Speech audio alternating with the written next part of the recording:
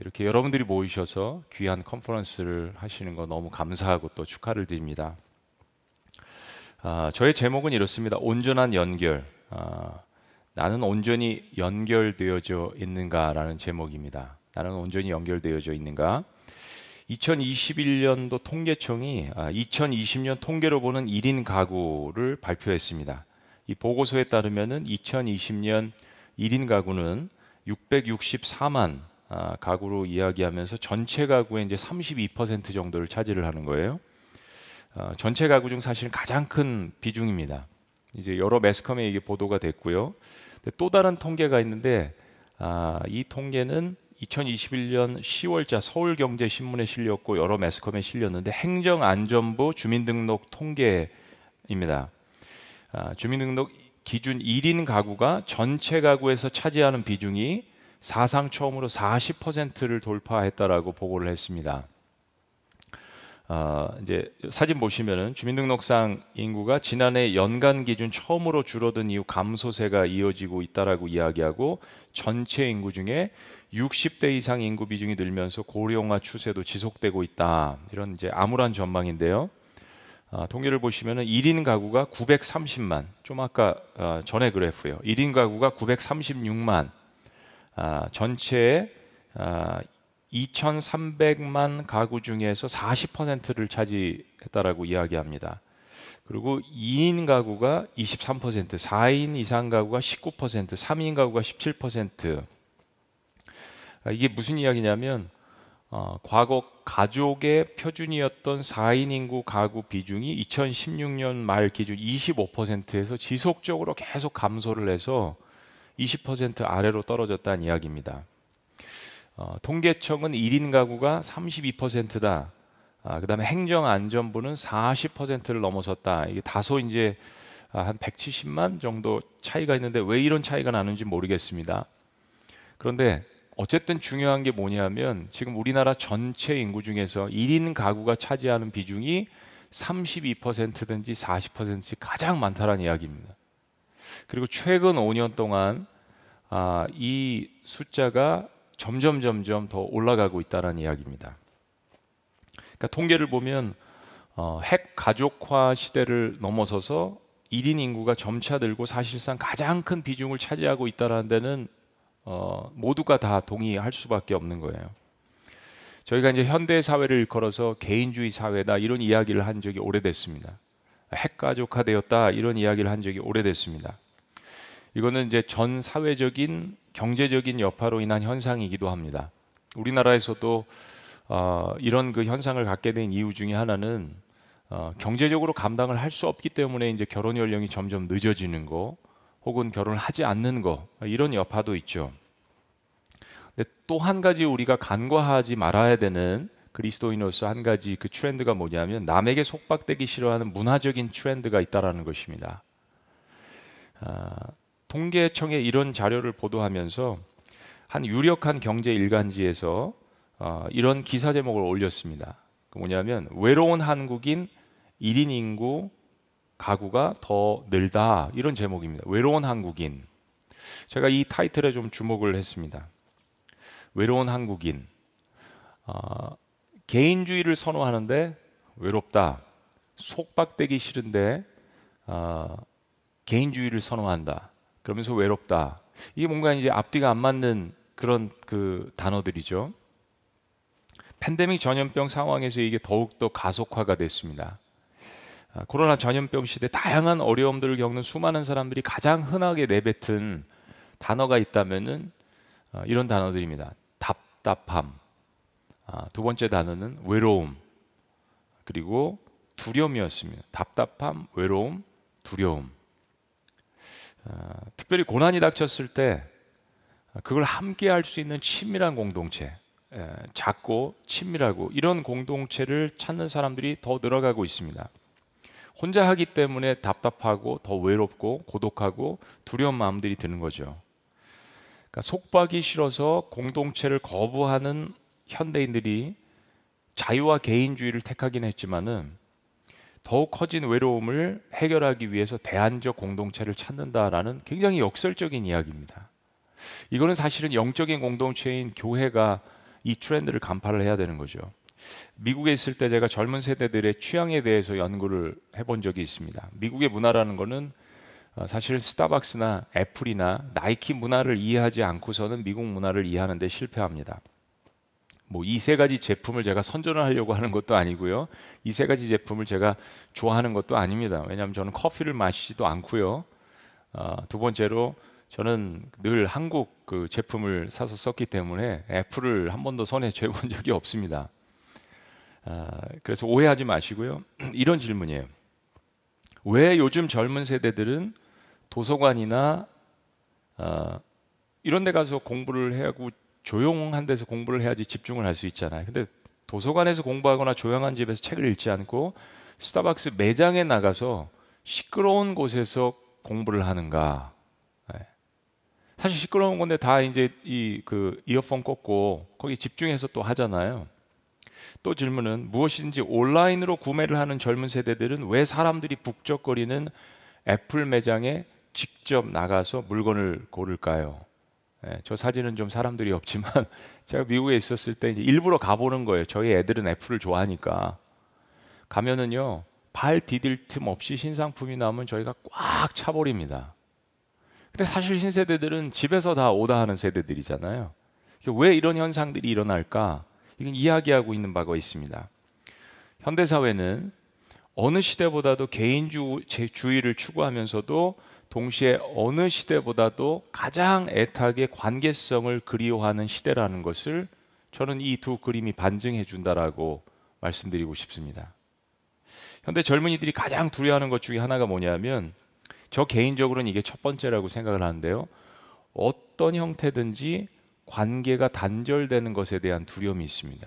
저희 애들도 마찬가지입니다. 어떤 형태든지 관계가 단절되는 것에 대한 공포심마저 아이들이 느낍니다. 그러니까 영어 단어로 peer pressure라는 단어가 있잖아요. 또래 압력이라는 단어죠. 다른 사람들과 다른 문화와 연결되어 있지 않으면 엄청난 공포심을 느끼기 때문에 옳고 그름을 떠나서 난 아니라고 생각을 해도 그 문화를 따라가야 합니다. 왜냐하면 거기 연결되어 있어야 되거든요. 누가 그 옷을 입으면 나도 입어야 되고, 그렇게 하면 나도 가야 되고. 근데 이게 굉장히 상반된 겁니다. 미국도 마찬가지예요. 개인주의를 선호하면서도 굉장히 트렌드에 민감합니다. 이게 앞뒤가 맞지 않는 거거든요. Are you connected? 당신은 연결되어져 있습니까? 이 온라인상에서 계속 우리의 그 젊은 자녀들에게, 또 그들을 통해서 모든 세대들에게 사실 던지는 메시지가 있는 거예요. Are you online? 지금 접속해 있습니까? 온라인에 있습니까? 인간에게 왜 관계성이 필요하냐라고 물어본다면 저는 그것이 인간의 본질이라고 성경적으로 답변을 하고 싶습니다. 사람들은 누구나 다 외로움과 절대 고독을 갖고 있죠. 그런데 인간이 이 고독감을 채우기 위해서 시도하는 가장 결정적인 첫 번째 실수가 뭐냐면, 헨리 나우엔도 이제 그의 책에서 지적을 했지만, 하나님에게서만 찾을 수 있는 사귐의 기쁨을 사람들에게서 찾으려고 한다는 것입니다. 이거는 하나님에게서만 찾을 수 있는 거예요. 근데 그것을 사람들에게서 찾으려고 하는 거, 다른 것에서 찾으려고 하는 거, 이게 가장 큰 첫 번째 실수라고 생각합니다. 그럴 때 우리는 반복되는 실망감과 좌절감을 가질 수밖에 없는 거죠. 동시에 또 한 가지 역설적인 것은 사람이 사람에게서만 찾을 수 있는 기쁨도 있다는 것입니다. 우리가 이걸 간과할 때가 있죠. 그냥 혼자서 신앙생활하면 안 된다라는 것입니다. 내가 갖고 있는 신앙을 프루브할 수 있는 공동체가 필요하다는 것입니다. 정말 내가 예수님 닮아가고 있다는 것을 누군가는 증명해 줘야 되는, 그러니까 혼자서 신앙생활 한다는 것은 독불장군이죠. 하나님께서 그것을 이런 그 사람에게 찾을 수 있는 만족, 이거를 못 채우신다는 의미가 아니라, 하나님께서 아담과 하와를 창조하시고 그들에게서 얻을 수 있는 공동체만의 기쁨을 선물로 주셨다는 것입니다. 하나님의 스스로의 존재 방식도 공동체입니다. 성부와 성자와 성령으로서 삼위일체라는 공동체로 존재하십니다. 그렇기 때문에 하나님께서 하나님의 형상대로 지은 인간들이 모여서 서로가 서로를 존중하고, 그리고 그 안에서 사랑으로 서로 연결되어지고 행복과 기쁨을 누리는 것을 하나님께서 보시면서 그 안에서 하나님께서 영광을 받으신다라는 거, 이 너무 중요합니다.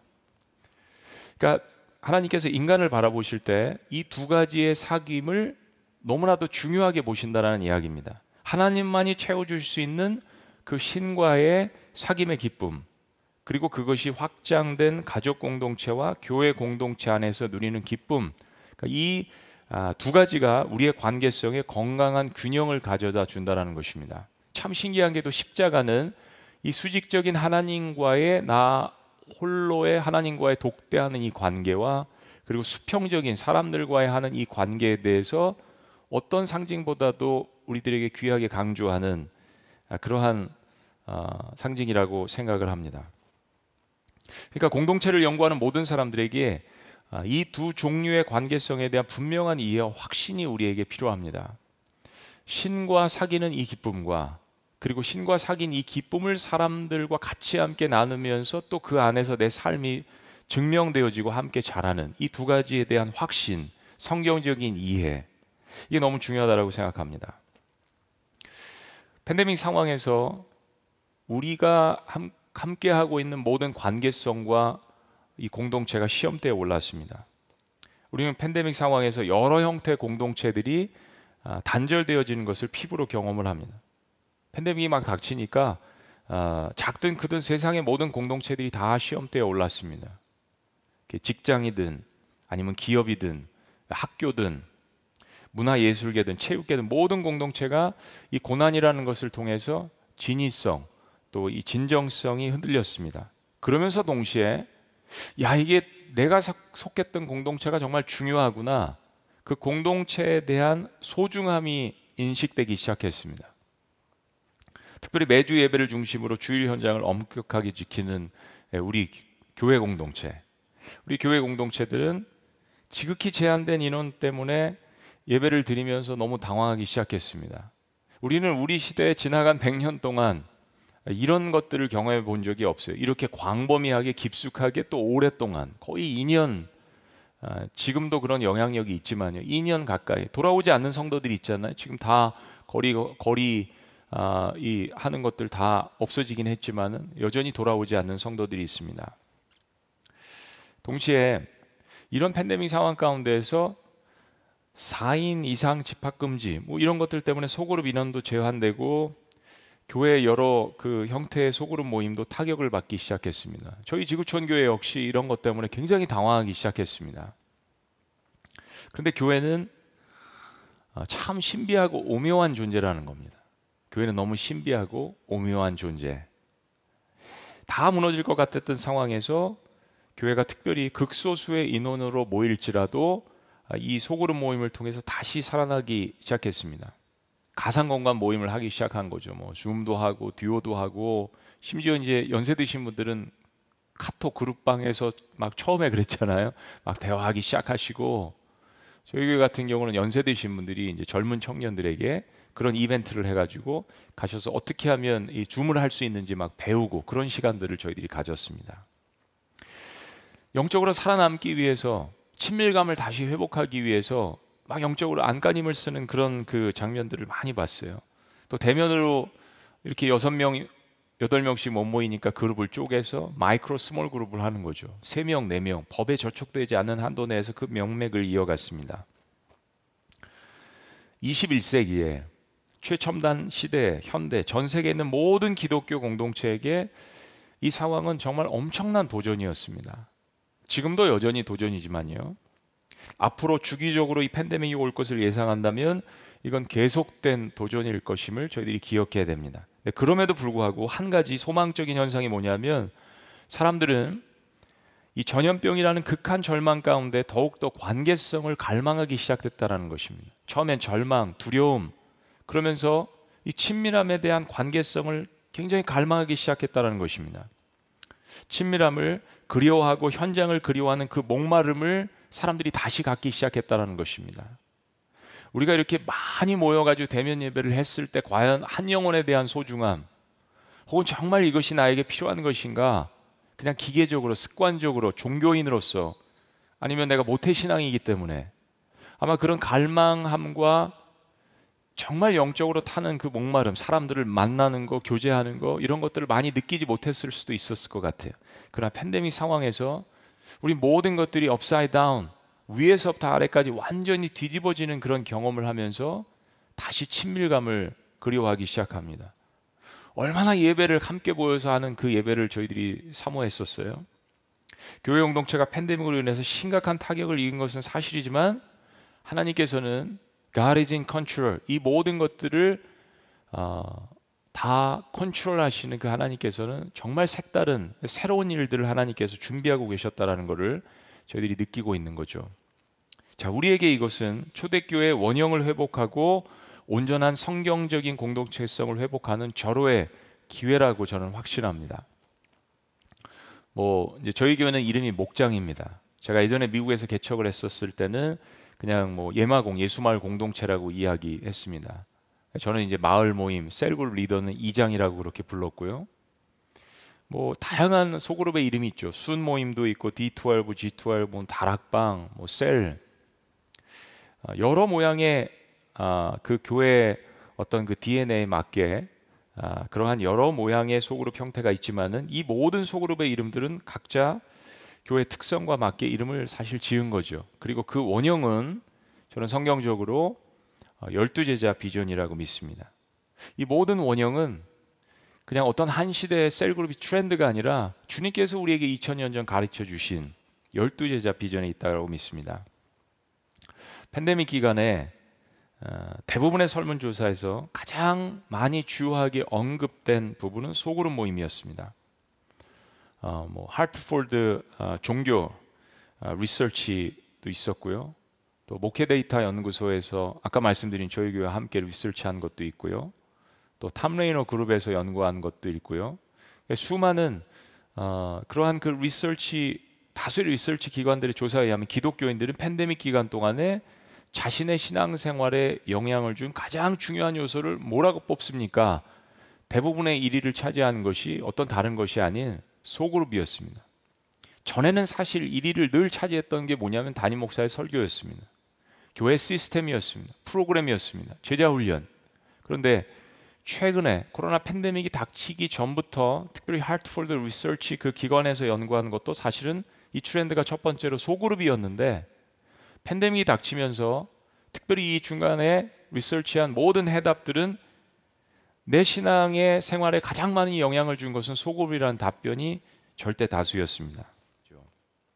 그러면 팬데믹과 같은 이 풍랑에 대한 우리의 해답이 무엇인지, 왜냐하면 기독교는 대한공동체라고 이야기했잖아요. 교회가 세상의 소망이라고 이야기했으면 기독교 공동체는 이 팬데믹에 대한 답을 누구보다도 제시를 해야 합니다. 저는 여기에 대한 수많은 답이 예수님께서 12제자를 부르시고 함께 먹고 자고 울고 웃고 가르치고 배우고 그들을 공동체의 리더로 세우시며 함께 살아간다 있다라고 확신합니다. 주님은 혼자 달리시지 않으셨습니다. 혼자 교회를 세우시지도 않았습니다. 혼자 사역을 감당하시지도 않았습니다. 주님은 12를 부르셨습니다. 그리고 진정한 사귐이 무엇인지, 연결됨이 무엇인지, 공동체됨이 무엇인지를 보여주셨습니다. 그 주님의 넓은 사랑 안에서 제자들은 때로 서로 싸우고 시기하고 질투하고 토라지기도 했지만 결국 그 주님의 십자가 공동체, 부활 공동체 안에서 제자들은 변화되어 가고 있었습니다. 친밀한 공동체이기 때문에 그 안에서 때로는 실패하기도 하지만 다시 서로 붙들어주고 다시 일어날 수 있게 된 거죠. 제자들을 통해서 교회를 세우셨다라는 거, 그 12제자 비전을 통해서 공동체됨이 무엇인지 보여주셨다라는 거. 그래서 저와 여러분들은 우리는 우리 주님이 절망적인 세상이 한복판에서 대안으로서 영적 공동체인 교회를 세우신 그 본질적인 이야기들을 우리는 놓쳐서는 안 될 것입니다. 그러니까 이런 거예요. 소그룹의 이야기는 12제자 비전의 이야기입니다. 그리고 12제자 비전의 이야기는 교회 공동체의 이야기입니다. 그리고 교회 공동체 이야기는 바로 우리가 바라보아야 할 하나님 나라에 대한 이야기입니다. 이건 세상을 변화시키는 하나님 아버지의 원대한 꿈과 계획이시죠. 이 모든 것들이 하나님 나라가 12제자 비전에서 시작되었다라는 것. 이건 어느 시대의 한 트렌드 흐름이 아닙니다. 이건 하나님께서 계획하신 거죠. 저는 저희 조국교회 대한민국 교회가 이런 실제적인 컨퍼런스를 많이 열었으면 좋겠습니다. 정말 실제적인 컨퍼런스예요. 교회 성장 신화를 이야기하는 것이 아니라 성경적이고 본질적인 이야기를 통해서 정말 교회다운 교회 공동체를 꿈꾸고 고민하는 그런 컨퍼런스가 많아졌으면 좋겠습니다. 솔직한 이야기들을 서로 하는 거죠. 성공에 대한 이야기가 아니라 실패할 수 있지만 승리에 대한 이야기를 하는 그런 컨퍼런스. 그런 면에서 여러분들 이 컨퍼런스가 참 귀하다라고 생각합니다. 교회론을 다루고 있는 에베소서는 우리에게 이렇게 격려합니다. 에베소 2장 20절에서 22절까지의 말씀인데요. 이 말씀을 통해서 오늘 결론을 내리고 마치도록 하겠습니다. 20절 말씀은 이렇게 이야기합니다. 너희는 사도들과 선지자들의 터 위에 세우심을 입은 자라. 그리스도 예수께서 친히 모퉁이 돌이 되셨느니라. 21절 22절은 다 같이요. 시작. 그의 안에서 건물마다 서로 연결하여 주 안에서 성전이 되어가고 너희도 성령 안에서 하나님의 거하실 처소가 되기 위하여 예수 안에서 함께 지어져 가느니라. 네. 열두 제자 비전은 사실 교회론인데 열두 제자 비전과 함께 같이 봐야 될 말씀은 에베소서와 사실 골로새서 말씀이죠. 너무 원론적이고 너무 본질적이고 성경적인 충실한 이야기들을 하는 이 에베소서 말씀 안에 열두 제자 비전에 대한 굉장히 중요한 그 이야기가 들어 있습니다. 그리스도 안에서 성령 안에서 우리가 함께 서로 연결되어지고 함께 교회 공동체를 만들어 가라는 이야기죠. 20절 말씀에 보면 예수님께서 친히 모퉁이 돌이 되셨다. 그러니까 교회 코너스톤, 교회 모퉁이 돌, 교회 파운데이션, 교회 설립자, 교회 근간은 예수 그리스도시라는 이야기입니다. 또 한 가지 이 말씀 가운데서 우리가 도전을 받아야 되는 이 말씀은 We grow together in Christ. We grow together in Christ. 우리가 그리스도 안에서 함께 성장하라는 말씀입니다. 함께 지어져 가느니라. 함께 연결되어져 가느니라. 이 함께라는 말이 참 중요합니다. Are we connected? 우리가 연결되어져 있는가? Are we united? 우리가 그리스도 안에서 연합되어져 있는가? 흩어져 있다는 것은 우리 코로나 팬데믹 상황 가운데서 두 가지의 이야기를 전해줍니다. 다 흩어졌어요. 다 사방으로 흩어졌습니다. 여기저기서 각 처소에서 예배를 드립니다. 사실 교회 본질이 gathering church, 모이는 교회잖아요. 옛날에 찰스 베넨겐이 쓴 그 어미셔널 처치에서 사실 그걸 번역한 책이 우리나라 말이 참 번역을 기가 막히게 했어요. 모이는 교회, 흩어지는 교회. 모여서 힘을 얻고 흩어지는 것이 사실 교회 본질이잖아요. 근데 팬데믹 상황에서 역설적인 것은 흩어졌는데 하나됨을 느끼는 겁니다. 하나의 메시지를 통해서, 하나의 말씀을 통해서 그리스도 안에서 우린 다 흩어진 것을 2년 동안 경험했어요. 그러나 흩어졌는데 함께 있는 거. 근데 과거는 뭐예요? 함께 있었는데 때로는 연결되어져 있지 않은 듯한 느낌. 함께 다 같이 모였는데 외로워하는 느낌. 근데 하나님께서는 오히려 반대로 역설적으로 흩어져 있는데 하나가 된 것처럼 하는 느낌. 그게 바로 초대교회였습니다. 여러분, 언제 예루살렘 교회가 큰 성전에서 다 같이 모일 수 있었습니까? 한 번도 그럴 수 없었어요. 갈라디아 교회 이야기하지만 갈라디아 교회는 한 교회를 가리키는 게 아니잖아요. 갈라디아 지역에 있는 교회. We grow together in Christ. 그리스도 안에서 함께 성장해야 된다는 거. 21절 말씀, 그 안에서 건물마다 서로 연결하여 주 안에서 성전이 되어가고, 22절 마지막에 예수 안에서 함께 지어져 가느니라. 첫째는 예수님께서 교회 근본이라는 거, 코너스톤이라는 거, 모퉁이 돌이시라는 거. 두 번째는 그 안에서 함께 성장해야 된다는 거. 그리고 세 번째 중요한 것이 있습니다. 이 말씀 가운데. 그게 뭐냐면 21절이에요. 22절에 너희도 성령 안에서 하나님의 거하실 처소가 되기 위하여라는 것입니다.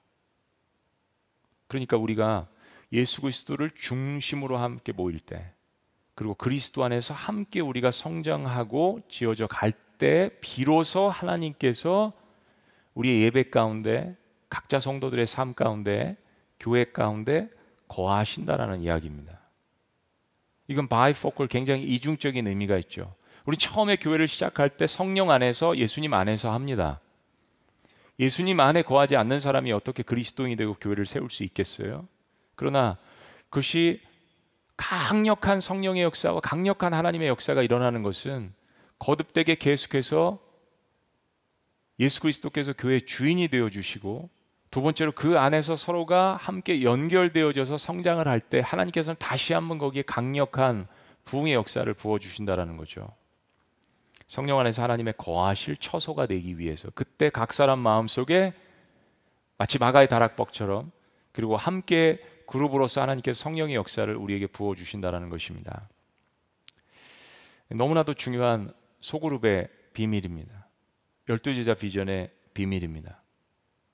같이 함께 있는데 연결되어지지 않는다면, 그리스도 안에서 함께 서로 커넥트 되어지지 있지 않는다면 사람들은 변화되지 않죠. 코로나 팬데믹 상황에서 제가 이렇게 소그룹을 연구하다 보니까 사람들은 다 소그룹을 하더라고요. 목장 모임을 다 하더라고요. 예. 아파트 주변에 보면 치맥하면서 3, 4, 5 짝을 이루어서 다 목장 모임 하더라고요. 대화의 주제가 다를 뿐, 대화의 소재가 다를 뿐 세상에 있는 사람들도 다 소그룹을 합니다. 그러나 영적인 대화는 아니죠. 때로 그들은 삶에 대해서, 애환에 대해서, 고난에 대해서, 아픔에 대해서 가까운 사람들끼리 함께 나눕니다.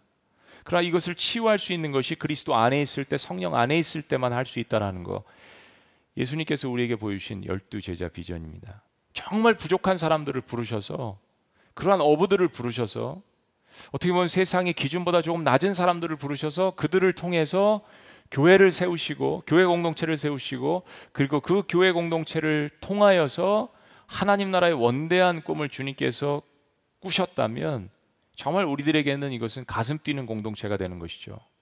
우리는 온전한 연결을 할 수 없지만, 그러나 그리스도 안에서, 에베소 오늘 말씀이 이야기하듯이 그리스도 안에서, 성령 안에서 우린 반드시 지어져 갈 수 있다는 거, 이거 하나님의 확신입니다. 부족한 사람들을 향하신 하나님의 자신감, 이 하나님의 확신이 12제자를 부르셨을 때 이미 있었다라는 거예요. 이것은 우리 스스로에 대한 확신이 아닙니다. 우리 스스로가 갖는 확신이 아닙니다. 하나님께서 그 자신감과 확신을 우리를 부르실 때 가지셨다는 이야기입니다. 오늘 이 컨퍼런스에 참석하시는 모든 분들, 그리고 이제 앞으로 펼쳐질 우리 목사님들과 교수님들을 통하여서 펼쳐질 그 모든 주제와 모든 강의 안에 이 말씀이 녹아져 있다라고 믿습니다. 저희는 12제자 비전을 통하여서 반드시 코로나 팬데믹 상황 가운데서 성공이 아니라 승리할 것입니다. 그리고 교회 본질을 회복할 거예요. 그리고 전도의 본질과 선교의 본질도 회복할 것입니다. 오히려 이전보다 더 큰 영광을 하나님께서 주실 것입니다.